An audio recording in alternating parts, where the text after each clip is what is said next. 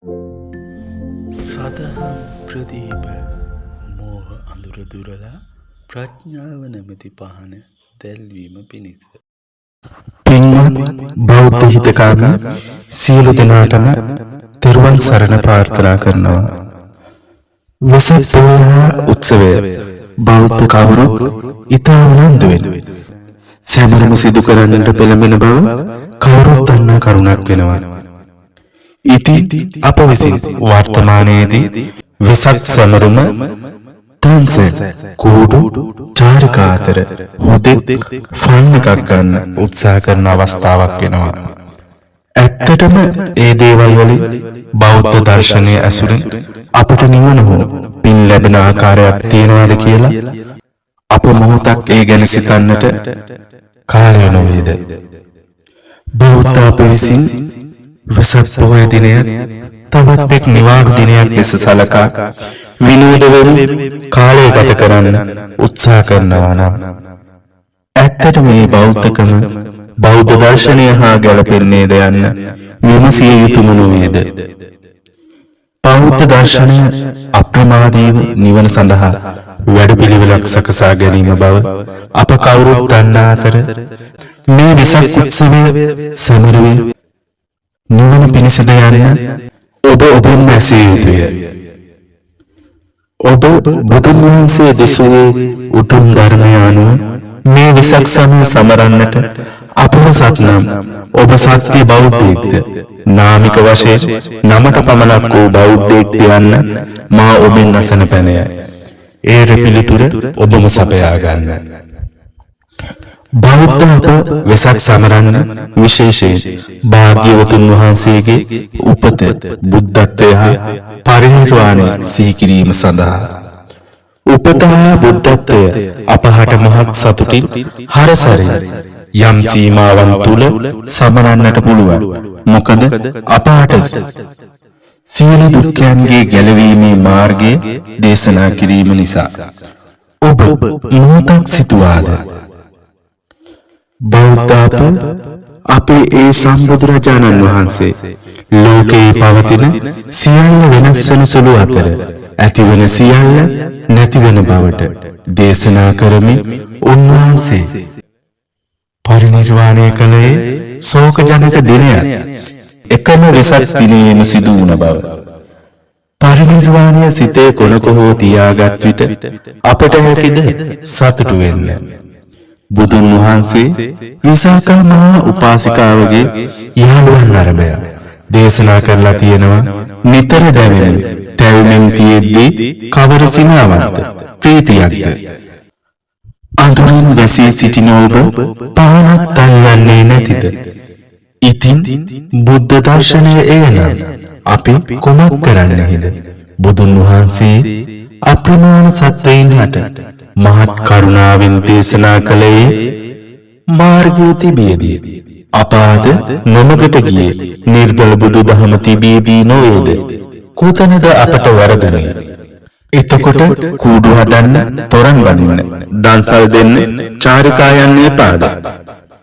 හොතේ වර්තමානයේ වෙසක් කූඩු හැදීම වෙනමම ආතල් එකක් වෙලා තියෙනවා. වෙසක් කූඩුවක් හදලා ඒක හරි ලස්සනට ආලෝකමත් කරලා වෙසක් දිනේ බුදුන් වහන්සේගේ ගුණ සිහි කරමින් දෙරළ ඒකාලෝක කරමින් ඒ ආලෝකය බුදුන් වහන්සේගේ ප්‍රඥාවට උපහාරයක් ලෙස පූජා කරන්න කාටත් අමතක වෙලා ඒක ලස්සන සැරසිල්ලක් වෙලා වෙසක් දින ලස්සන කූඩු වලින් විවිධ ආලෝක රටාවලින් ඇස පිනවෙමින් බුදුදහමට අනුව කීවොත් ආතක් පාතක් නැති මෝහ අඳුරින් දැස වසාගත් සතුන් වගේ රැය පහන් වෙනවා විතරයි. අපි බෞද්ධයන් යන වගත් අමතක වෙලා තන්සල් පාටි වෙලා තියෙන්නේ අද යුගයේ. ගම වටේම සම්මාදමේ ගිහින් අපි ගමේ අයම එකතු වෙලා ගමේ අයම මුක්ති විඳින්න අද බොහෝ දුරට දක්නට ලැබෙනවා.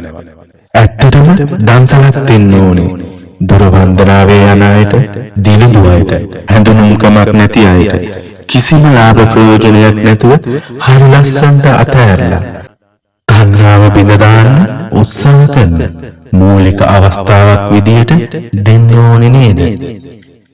හැබැයි බෞද්ධ අපේ අයන වෙසක් දවසට උයන්නේ නැතුව දන්සල් කන්න යන්න හරි ආසයි.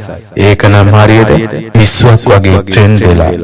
බැඳීම් අතහැරලා දාන්න ඕන කියලා ලෝකයටම දේශනා කළ බුදුන් වහන්සේ බුද්ධත්වයට පත් වූ වෙසක් දන්සලේ ඒ අතර බැඳීම් හදාගන්න වෑයම් කරන මිතුරන් අප අතරේ ඉන්නවා. අනේ එහෙම වුණා අපට බැඳීම් වල දුක තේරුම් ගන්න ආය බුදුන් වහන්සේ වැඩිය නොහැකි වේවි. කමක් නැහැ දන්සල් කන්න. හැබැයි මතක තියාගන්න අවුරුද්දේ අනිත් දවස්වල යාචක දුගී මගී අයටත් දීලා සංඝ රත්නයේ උදෙසා දානයක් පූජා කරන්න. නැත්නම් වෙසක් දවසේ පාටි කෑවා කියලා පින්නන් ලැබෙයිද කියලා කියන්න අමාරු නේද? වෙසක් දවසේ ට්‍රිප් නොයා වන්දනාවේ යන එක කරන්න අමාරු වැඩක් නෙමෙයි, කරන්න බැරි වැඩක් වෙලා. බෞද්ධ නම අපි කරේ තියාගෙන කරන්නේ මිත්‍යා දෘෂ්ටික වැඩන බුදුන් වහන්සේ දේශනා කළ දහමට විරුද්ධ දිශාවට යන්න try කරනවා නම් ඉතින් දුකතියද සුගතියද කියලා තීරණය කරන එක ඔබ සතු. හරි ලස්සනට ධර්ම දේශනා කරන ස්වාමීන් වහන්සේලා වැඩම ඉන්න රටේ මිනිස්සු බණ වලට පමණ සීමා වෙලා යන්නේ පුරුදු පාරේ නයි. ඊළඟ පරම්පරාව බෞද්ධ වශයෙන් අසරණ වී බොහෝ දුරට. එතකොට බෞද්ධ අපට සතුටක් නැද්ද? ඇයි නැත්තේ සතුටු වෙන්නේ? වෙසක් කූඩුවක් පහනක් පත්තු කරලා බුදුන් උදෙසා ආලෝක පූජාව කරලා සතුටු වෙන්නේ. ලැබිය යුත්තාට අවශ්‍ය අයට දන්සල් දීලා සතුටු වෙන්නේ. බඩගින්න පිපාසය නිවලා පින් රැස් කරගත්තා කියලා සතුටු වෙන්නේ. බයිලා ගහගෙන ට්‍රිප් යන්න වෙන දවසක් දාගෙන බුදුන් වහන්සේ වන්දනා කරන්න විතරක් වෙසක් පොය දාගෙන හිත හදාගෙන බුදුන් වහන්සේ වන්දනා කරලා සතුටු වෙන්න. නිවැරදි බෞද්ධ අපේ සතුට තියෙන්නේ දන් පැන් දෙන පින්කම් කරන තැන, නිවන් මාර්ගය දෙසට පියවරක් තියෙන තැන. හැබැයි අයහපත් දේවල් වෙසක් දවසේ කරමින් බෞද්ධ දර්ශනයට සසුන්ට කැලලක් සිදුවුවොත් අපි ඇත්තටම වෙසක් පොය සැමරුවේ පරාජිත විදියට නේද? අපි හැම පොයකම ජයග්‍රාහී බෞද්ධයන් විදියට එකාටිය ඉස්සරහට තියලා සමරන්න උත්සාහ කරමු. සියලුම දෙනාට තෙරුවන් සරණයි.